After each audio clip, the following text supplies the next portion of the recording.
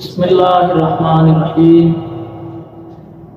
کچھ لوگوں نے سوال کیا کیا جادو کے ذریعے اولاد کی بندش ممکن ہے، اور انہوں نے اس کا توڑ بھی پوچھا۔ تو میں نے بتایا تھا کہ جادو کے ذریعے اولاد کی بندش ہو سکتی ہے۔ جادوگر اولاد کو نہیں بند کرتا، نہ اولاد کی بندش کرتا ہے۔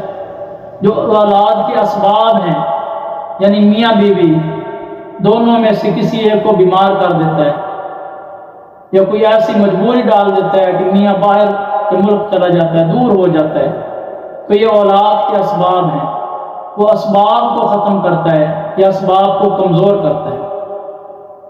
تو اگر جادو کی وجہ سے اولاد نہیں ہو رہی یا میڈیکل مسئلہ ہے، تو یہ دونوں کے لیے بہت ہی مجرب وظیفہ ہے۔ اس وظیفے کو کرنے کے بعد